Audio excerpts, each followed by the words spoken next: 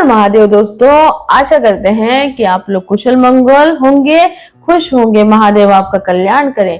तो दोस्तों हम आ गए हैं भागवत गीता का, श्रीमद् भागवत गीता का अध्याय श्लोक लेकर फिर से।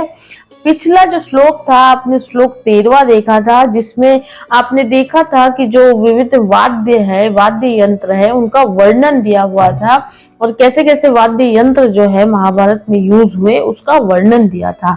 अब हम आगे बढ़ेंगे 14वें श्लोक पे और देखेंगे कि 14वें श्लोक में क्या क्या है। तो आप जल्दी जल्दी चैनल को सब्सक्राइब कर लीजिए और भगवत गीता हो या महाशिव पुराण या गरुड़ पुराण, उसका विशेष रूप से श्रवण कीजिए, क्योंकि हम बैक टू बैक वीडियोस डाल रहे हैं। आपको श्रवण करना है, क्योंकि श्रवण में ही मोक्ष है। हम आपको पहले ही बता चुके हैं कि पुराणों का पाठ जितना जरूरी है उतना ही जरूरी श्रवण करना भी है। अगर आप किसी भी कारणवश पाठ नहीं कर पाते तो जरूरी है कि आप श्रवण करें। तो आप ऐसे ही श्रवण करते रहिए, और कुछ भी समझ में नहीं आता है या आपको क्लेरिफिकेशन की जरूरत है या किसी भी कंसल्टेशन की जरूरत है, तो हम अपना नंबर देते ही है, डिस्क्रिप्शन में भी रहता ही है। आप हमें कॉल कर सकते हैं, आप हमें कमेंट कर सकते हैं और हमसे पूछ सकते हैं। ठीक है, तो चलिए हम लोग शुरू करते हैं। श्रीमद् भगवत गीता का 14वां श्लोक क्या कहता है। आप चैनल को जल्दी जल्दी सब्सक्राइब कर लीजिए, लाइक शेयर कमेंट आप करेंगे। और हाँ, हम पहले से ही क्षमा प्रार्थी है, अगर कुछ भी श्लोक बोलते वक्त वर्ड यहाँ से वहां हो जाए तो हम संस्कृत के इतने ज्ञाता नहीं है, लेकिन हम ट्राई करते हैं कि सारे उच्चारण सही से निकले। तो प्लीज हमें क्षमा करिएगा अगर कुछ गलती हो गई तो। एंड हम पूरी कोशिश करेंगे कि सब कुछ सही सही शब्द निकले और आपको हम सही सही सब बता पाए। तो चलिए शुरू करते हैं श्रीमद् भागवत गीता का 14वां श्लोक। ओम नमो नारायण, हर हर महादेव। तत् सवित हर्य युते महति सयंदने स्थितो माधव पांडवश्चैव दिव्य शंखोपद द मतो।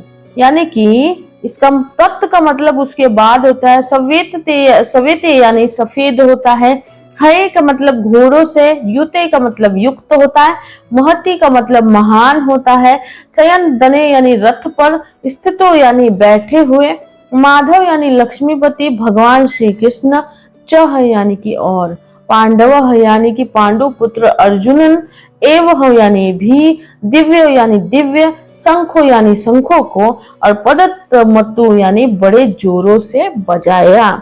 अब ये जो हम इसका स्पष्टीकरण व्याख्या पढ़े उससे पहले यहाँ पर कुछ पंक्तियां दी हुई है जिसे हम पढ़ना चाहते हैं।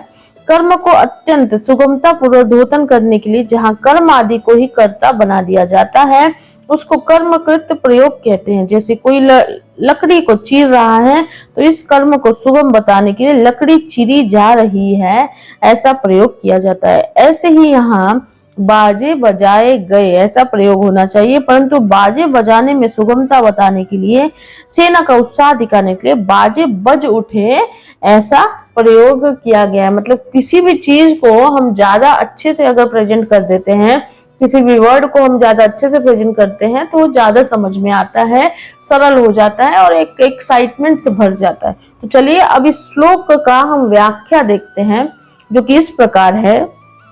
तत् सवेत हरे युक्ते यानी कि चित्ररथ गंधर्व ने अर्जुन को 100 दिव्य घोड़े दिए थे। इन घोड़ों में ये विशेषता थी कि इनमें से युद्ध में कितने ही घोड़े क्यों ना मारे जाए, पर वे संख्या में 100 के 100 ही बने रहते थे, कम नहीं होते थे।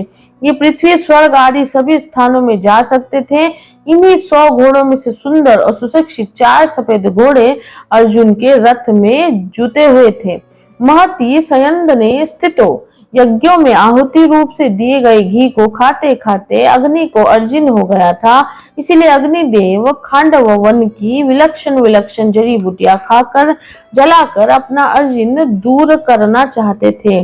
परंतु देवताओं के द्वारा खांडव वन की रक्षा की जाने के कारण अग्निदेव अपने कार्य में सफल नहीं हो पाते थे। वे जब जब खांडव वन को जलाते तब तब इंद्र वर्षा करके उसको अग्नि को बुझा देते। अंत में अर्जुन की सहायता से अग्नि ने उस पूरे वन को जलाकर अपना अर्जुन दूर किया और प्रसन्न होकर अर्जुन को ये बहुत बड़ा रथ दिया। 9 बैलगाड़ियों में जितने अस्त्र शस्त्र आ सकते हैं उतने अस्त्र शस्त्र इस रथ में पड़े रहते थे। ये सोने से मढ़ा हुआ और तेजोमय था। इसके पहिए बड़े ही दृढ़ एवं विशाल थे। इसकी ध्वजा बिजली के समान चमकती थी। ये ध्वजा एक योजन यानी कि 4 कोस तक फहराया करती थी। इतनी लंबी होने पर भी इसमें ना तो बोझ था, ना ही कहीं रुकती थी और ना ही वृक्ष आदि में अटकती ही थी। इस ध्वजा पर हनुमान जी विराजमान थे। स्थितों का तात्पर्य है कि उस सुंदर और तेजोमय रथ पर साक्षात भगवान श्री कृष्ण और उनके प्यारे भक्त अर्जुन के विराजमान होने से उस रथ की शोभा और तेज बहुत ज्यादा बढ़ गया था। माधव पांडव स्वशेव, माँ नाम लक्ष्मी का है और धव नाम पति का है। अतः माधव नाम लक्ष्मी पति का है। यहाँ पांडव नाम अर्जुन का है क्योंकि अर्जुन सभी पांडवों में मुख्य है। पांडवाना धनंजय, अर्जुन नर के और श्री कृष्ण नारायण के अवतार थे। महाभारत के प्रत्येक पर्व के आरंभ में नर यानी कि अर्जुन और नारायण यानी कि भगवान श्री कृष्ण को नमस्कार किया गया है। नारायण नमस्कृत नर चैव नरोत्तमः। इस दृष्टि से पांडव सेना में भगवान श्री कृष्ण और अर्जुन ये दोनों मुख्य थे। संजय ने भी गीता के अंत में कहा है कि जहाँ योगेश्वर भगवान श्री कृष्ण और गांडीव धनुषधारी अर्जुन रहेंगे वहीं पर श्री विजय विभूति और अटल नीति रहेगी। दिव्यो शंखो पदत्त मतु, यानी कि भगवान श्री कृष्ण और अर्जुन के हाथों में जो शंख थे वे तेजोमय और अलौकिक थे। उन शंखों को उन्होंने बड़े जोर से बजाया।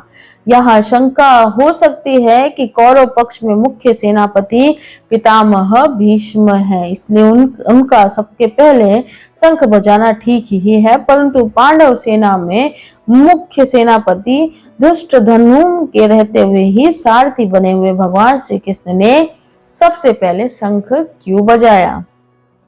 इसका समाधान है कि भगवान सारथी बने चाहे महारथी बने, उनकी मुख्यता कभी मिट ही नहीं सकती। वे जिस किसी भी पद पर रहे सदा सबसे बड़े ही बने रहते हैं, कारण कि वे अशुद्ध हैं, कभी शुद्ध होते ही नहीं। पांडव सेना में भगवान श्री कृष्ण ही मुख्य थे और वे ही सबका संचालन करते थे। जब वे बाल्यावस्था में थे उस समय भी नंद उपनंद आदि उनकी बातें मानते थे। तभी तो उन्होंने बालक श्री कृष्ण के कहने से परंपरा से चली आई इंद्र पूजा को छोड़कर गोवर्धन की पूजा करनी शुरू कर दी। तात्पर्य है कि भगवान जिस किसी अवस्था में, जिस किसी स्थान पर और जहाँ कहीं भी रहते हैं वहां वे मुख्य ही रहते हैं। इसीलिए भगवान ने पांडव सेना में सबसे पहले शंख बजाया। जो स्वयं छोटा होता है वही ऊंचे स्थान पर नियुक्त होने से बड़ा माना जाता है। तो जो ऊंचे स्थान के कारण अपने आप को बड़ा मानता है वह स्वयं में वास्तव में छोटा ही होता है। परंतु जो स्वयं बड़ा होता है वो जहां भी रहता है उसके कारण वो स्थान भी बड़ा माना जाता है। जैसे भगवान यहाँ सारथी बने हैं, जिनके कारण वो सारथी का स्थान भी उच्च हो गया। संबंध। अब संजय आगे के 4 श्लोकों में पूर्व श्लोक का खुलासा करते हुए दूसरों के शंखवाद नान का वर्णन करेंगे। ओम नमो नारायण, हर हर महादेव। सो देखा आपने दोस्तों, ये श्लोक 13 था जिसमें बहुत ही सुंदर व्याकरण जो दिया हुआ है, व्याख्या जो दी हुई थी वो ये कि जो अर्जुन का रथ था और रथ में जो घोड़े लगे हुए थे उसका बहुत ही सुंदर जो वर्णन दिया है। और विष्णु जी ने जो कृष्ण जी थे जो नारायण का अवतार थे उन्होंने पहले शंख क्यों बजाया उसका भी बहुत ही बेहतरीन एक्सप्लेनेशन दिया हुआ है। तो जो रथ था जो कि बहुत ही मनोरम, जिस पर अर्जुन जी सवार थे और अर्जुन और श्री कृष्ण सवार थे, वो खुद अग्निदेव ने जो अर्जुन को वरदान में दिया था और जिसकी महानता इतनी थी कि 100 घोड़े एक बार मर भी जाए तो 100 घोड़ों में से कोई कम नहीं होता था। इसका मतलब यही हुआ कि 100 घोड़े कभी समाप्त होते ही नहीं थे, वो मरते ही नहीं थे और उनका रथ बहुत ही अलौकिक था। तो ये ऐसे ऐसे चीजें महाभारत में बहुत सारी चीजें हैं जो हमें बताती है कि हमारा सनातन धर्म कितना इम्पोर्टेंट था और कितनी चीजें थी। और नहीं सिर्फ धर्म की बात नहीं करें तो हमारा जो हिस्ट्री है, हमारा जो भारत का कल्चर है वो कितना महान है। ऐसी ऐसी चीजें जो साइंस अब इजाद नहीं कर सकती, साइंस की भी एक लिमिटेशन है। जब उस वक्त साइंस नहीं, साइंस से बढ़कर चीजें होती थी और वो चीजें आज पता नहीं कहाँ पर है। जैसे ये रथ हो गया, जैसे ब्रह्मास्त्र हो गया, बहुत सारी चीजें हैं जो शायद इस धरती के किसी कोने में कहीं ना कहीं है। और अच्छा ही है कि इंसान उस तक ना पहुंचे, क्योंकि जिस अवस्था में आज इंसान जी रहा है वो तो बस अपना फायदा करने में ही लगा हुआ है। लोगों की तो उसको पड़ी नहीं, और कुछ भी उसके पास शक्ति आती है तो गलत इस्तेमाल करता है। तो अच्छा ही है कि ऐसी कोई चीज किसी के हाथ ना लगे। लेकिन इसी से पता चलता है कि बहुत ही एक इंटरेस्टिंग फैक्ट क्रिएट करता है ये। धीरे धीरे धीरे आप और भी रोचक कहानी में जो भगवत गीता की है, इससे सीख, और बोलते हैं ना जीवन का सार भगवत गीता है। तो यही था 14वां श्लोक। अब हम आगे बढ़ेंगे, अगले एपिसोड में हम लोग 15वें श्लोक को देखेंगे कि 15वें श्लोक में क्या है। अगर आपको कुछ भी समझ नहीं आया हो तो प्लीज कमेंट करिए। कोई कंसल्टेशन चाहिए, एस्ट्रो, वास्तु, अध्यात्म, मोक्ष, स्पिरिचुअल, सब कुछ वीडियो आपको यहीं पे मिलेगा। तो इस चैनल को सब्सक्राइब जरूर करिए, क्योंकि इस चैनल को सब्सक्राइब करेंगे तो लोगों तक ज्यादा से ज्यादा तक ये वीडियोस पहुंचेंगे और लोग इसका श्रवण कर पाएंगे और समझ पाएंगे। तो चलिए हम मिलते हैं आपको अगले एपिसोड में अगले श्लोक के साथ। तब तक अपना बहुत बहुत ख्याल रखिए। हर हर महादेव।